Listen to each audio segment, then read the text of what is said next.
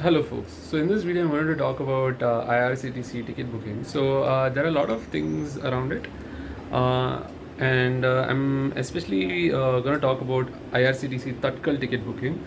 So one of the recent experiences I had, most of the times I get the ticket. I ensure that I get the ticket, and there is a method to it, and I have quite some experience to it, and I actually have written it down. I'll actually put out a video on it. But one of the main things to look out for is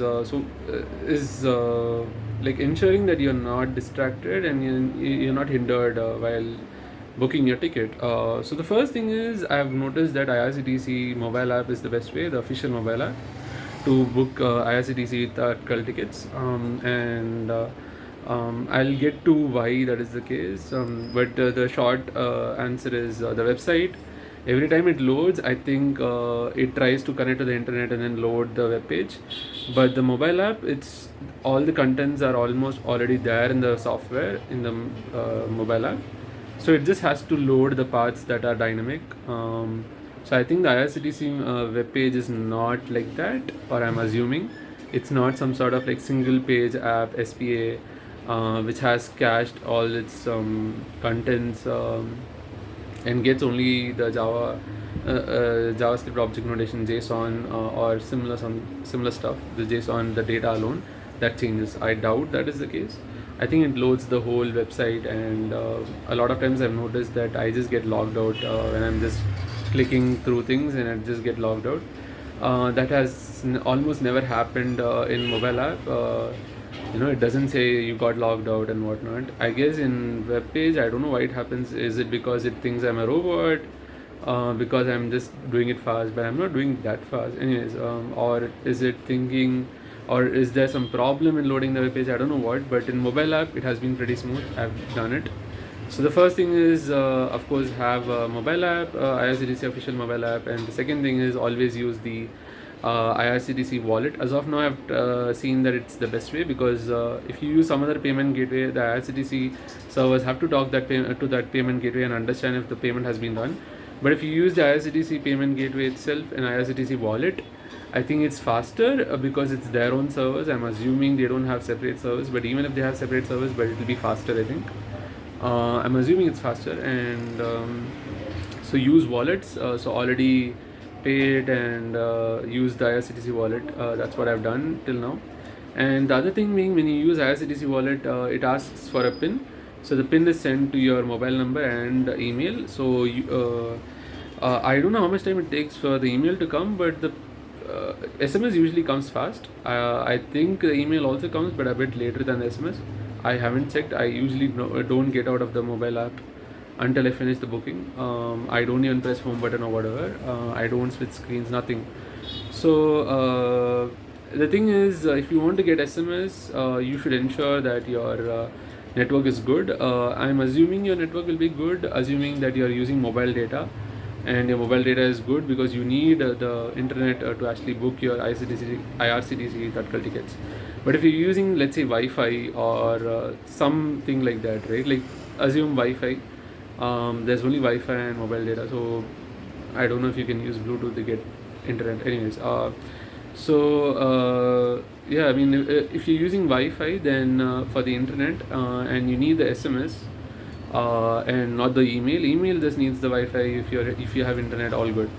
But if you want the SMS, your network has to be good. So ensure that you're in a place where your Wi-Fi connectivity is good, the strength of the Wi-Fi, the internet speed and all is good, and ensure that your network connectivity is good. That is, you can get SMS, assuming that the SMS is sent at the right time. Your network signals and all should not be the issue, and your signal is good, right? So be in a place like open space and whatnot, and not inside some room and whatnot, or like near a window and whatnot, right? Or near the terrace and all that.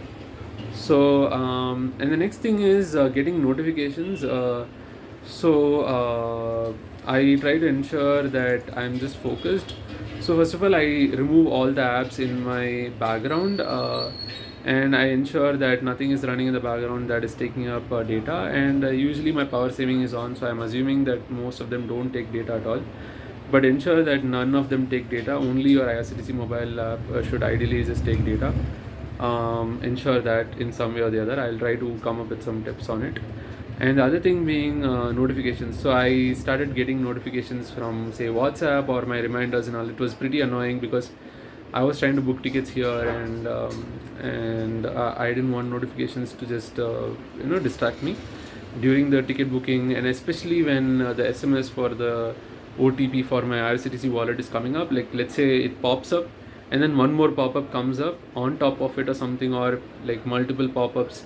If I click the wrong pop-up, problematic. So this, I didn't think of it until today when I realized it, especially the OTP thing. And of course, before that, I got notifications and all from other apps, and I was like very pissed. I was like, okay, so first thing to do, cut and block all notifications, any notifications, including alarms, when I'm booking a ticket. So I should just click something, say do not disturb or something like that, and nothing should come up, no call, nothing, and it should get denied or whatever. But I don't want pop-ups, right? I don't want any notification, any pop-ups until I finish booking, and then I can just switch that thing off, say do not disturb off, and then I can get calls.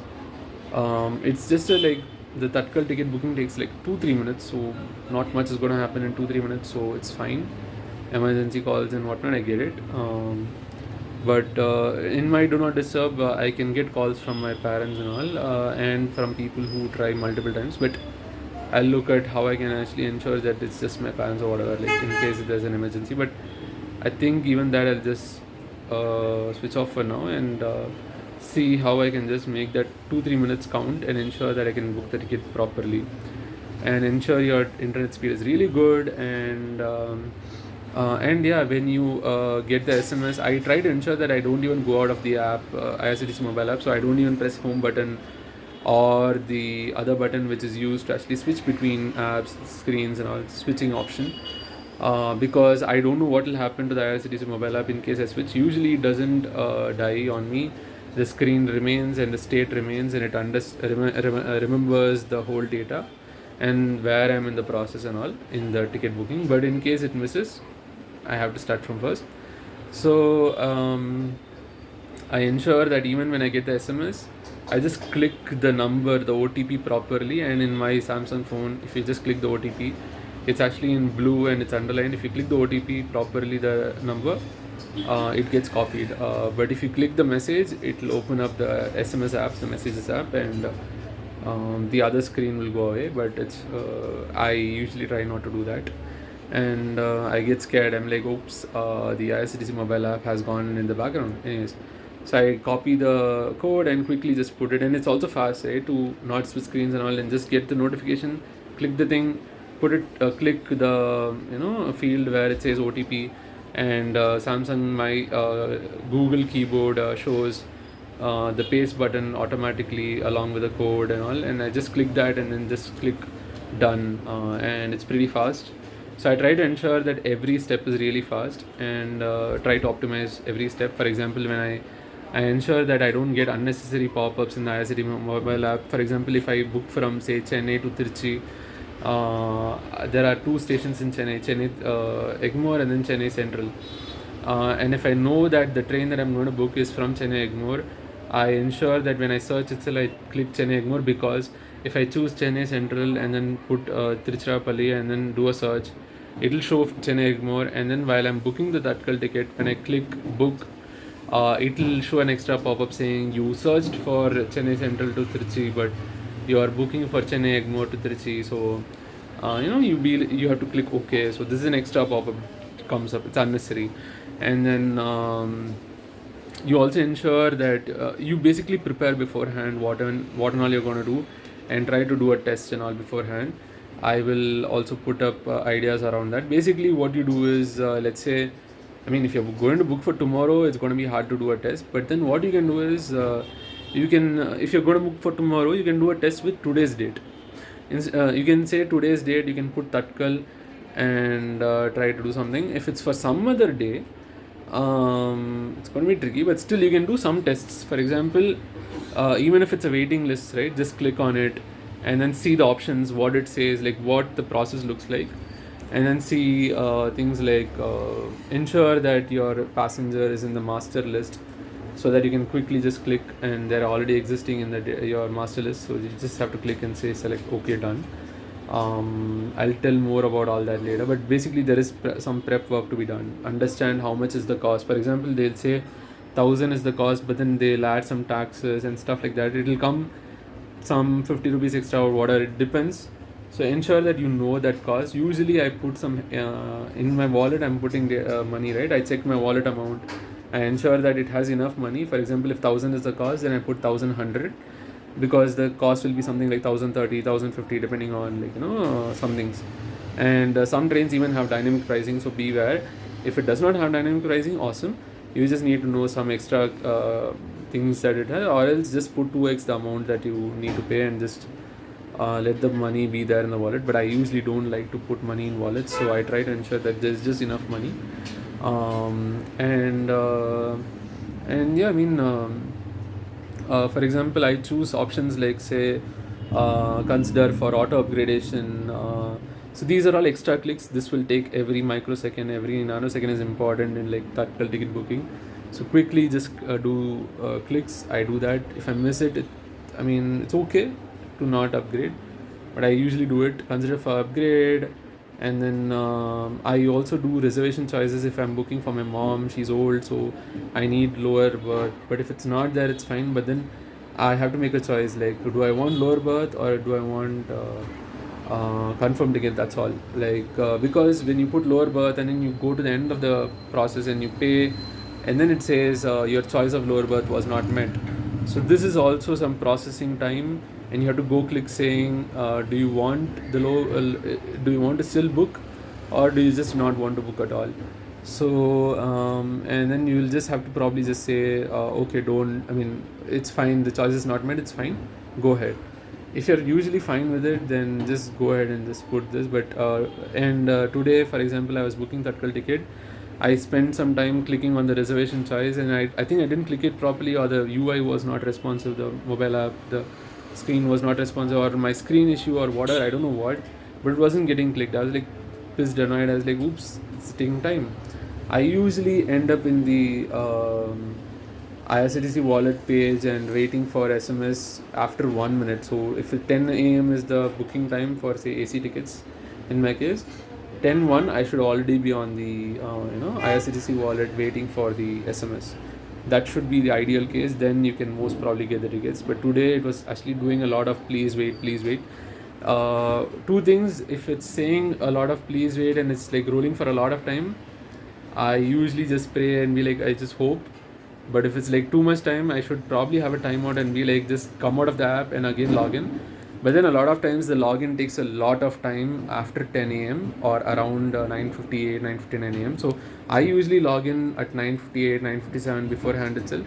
Sometimes I've logged in way earlier, but then I sometimes think that it doesn't make sense, because I think IRCTC also considers that also. I'm not sure though. Logging in way earlier and whatnot. And I don't know what is their timeout for the login session and all, because they have Tatkal ticket booking coming up, and then how much time do they keep it? Like if I say login at 9:45 and then 10 o'clock they say you have to log in again or something, or it's taking more time and whatnot. I usually just rather log in after 9:50, 9:55, or these days it's usually 9:57, 9:58 a.m. I ensure that the prep work is done, like topping up or recharging the wallet and whatnot, and looking at which train exactly I'm going to book, and the name of the train, the timing, the the train number and whatnot. And I also ensure that when I log in at 9:58, I have the search already done, so that it shows up in the recent search. I just have to click, say, the quota and choose Tatkal, because that is not actually stored in the recent search. The recent search stores the from, the to, and the date, and the class. So once you do that, you can click search, and I do a sort, because I usually go for night trains, so I do a sort and then look for the train that I was trying to book. Or you can just quickly scroll and search for it, but there's no search option, and there's no, you just have to search it yourself with your mind and eyes. and I would rather just sort. But yeah, sorting takes time. But I usually do the sorting and all at 9:58 or 9:57 itself, because that time itself it will quickly sort. So at 10 o'clock, I'm just waiting to click the class name, so that it will show availability is there and green. Because if I click the class, say third AC or second AC, before 10 a.m., it will actually show gray or black. And if you click and say book, it will say it's not time yet. It will be in black, the number will be in black. So I close it off. Close off, there's a small X button, you can close it off. And you click the third AC, second AC, whatever, only at 10 a.m. exactly when it hits 10. You click, so ensure that your time on your phone is of course good, is accurate. So that's also an important thing. I forgot about that. I'm always looking at my time and I'm like, waiting for that 10 to hit and then quickly just do it. I usually look at the seconds itself. So after 9:59, I look at my phone's seconds, and when it hits 40, I'm like just very focused. When it hits 50 seconds, 9:59, 50 seconds, I just like go ahead and like just keep my eye on the thing and be like, okay, 10. So usually seconds is not shown on my screen on the top. Instead, I lock the screen and I can see the seconds when I click on the time. Maybe a good idea would just be to look at the seconds at the top when I'm booking, only during the Tatkal ticket booking time, and then later just turn it off maybe, unless I'm very into looking at seconds and all. But I think I've said most of the ideas now, and I've also got some new ideas, fortunately. And there are some more ideas around it, like putting the name and the details of the passenger in the master list and whatnot, and how if the passenger is Aadhaar verified, then you can easily book. For example, because you can book more and more tickets when you have Aadhaar verified. At least one person is Aadhaar verified, and there's also this thing about what do you say? When you add someone to the master list, there's only so many people you can add to the master list, like some 10 or something. So you'll have to ensure that if there is someone that is not there in the list and you have already reached, and you have to remove someone and add them later and whatnot. So if anyone is traveling frequently and all, just put them in your master list and all. And of course, for your Tatkal booking, just put it in the master list before doing a booking. It's faster than typing out the details during the booking, because that's going to take time and that's going to hinder your Tatkal ticket booking, and you're going to not get the tickets. And there's also the whole thing about the probability of getting tickets. Like, you have to prep and choose a train that has more Tatkal tickets available. Say some trains will have just 10, 12 for third AC, some will have 60, right? So it depends on which train, where is it, and like where it's going from where to where and whatnot. So look at all the different trains and look at all the how many tickets are available. Look at the timings, is it comfortable and whatnot. And usually I believe the number of people trying for third AC, second AC, first AC, and other AC classes like CC, chair car is all AC only, and then EC is I think executive class or executive car, or I don't know, something like enterprise car or whatever. Like, it's more costly basically, something like business class in airlines, I think. Air tickets or aeroplane tickets, flight tickets. But so people who are actually trying for that, especially in Tatkal, are lesser compared to the people who are trying for sleeper Tatkal. So it's an assumption, but there's also the thing about the number of sleeper seats available in Tatkal is way higher, like in hundreds, 200s, 300s and more, compared to the number of tickets available for third AC, second AC and first AC for Tatkal. But then the number of people trying for that sleeper, if it's like 200 seats, 2000 people are probably trying in for sleeper, right? 200 seats sleeper Tatkal available, probably 2000 people. This is simply a ballpark. Simply I'm just saying some numbers, throwing it out of thin air. It really depends on the timelines when you're booking for and all that, right? Like, if it's Diwali, it's probably going to be more and more. And then if it's AC, I'm assuming that there will be lesser people trying. I'm assuming. Of course, it can be wrong. But generally, based on some majority ideas, and like the number of people trying for AC, Tatkal will be lesser. So, but the number of tickets is also less. But the number of people trying are also less, right? So, let's say 10 tickets or something are there, then probably 100 people might be trying, right? Or 50 people might be trying. So the number of tickets available in Tatkal for AC is lesser compared to sleeper, and then I'm also guessing that the number of people trying for those AC tickets are also lesser for Tatkal compared to the number of people trying for the sleeper tickets for Tatkal. And in case you miss out on Tatkal, you can also try out premium Tatkal. I keep forgetting that. But it's way costlier. But then I think it's not as costly as buses, and I consider buses to be pretty costly gently these days. I can see that, but it has its own pros and cons. I'll talk about it some other day. But the most basic thing being you can book whenever, like if you want tonight, and you can just book it now or just even close to the departure time, and it's almost always available. But it's less comfortable. But it's always available, so they'll have to cost a lot. Even airline tickets are like that; they're almost always available, but they're high cost because, well, you can easily cancel them and whatnot. Even train tickets you can cancel. The refund is depends on like when you cancel, what kind of ticket and whatnot. Same thing for airline tickets and bus tickets, but yeah, I think in bus, people who book for bus are more last minute, like suddenly they have a plan, abrupt plan, sudden plan, or impulsive plan. So suddenly you decide to go to Goa or like whatever, like and assuming you're close to Goa, so you can go by bus and whatnot.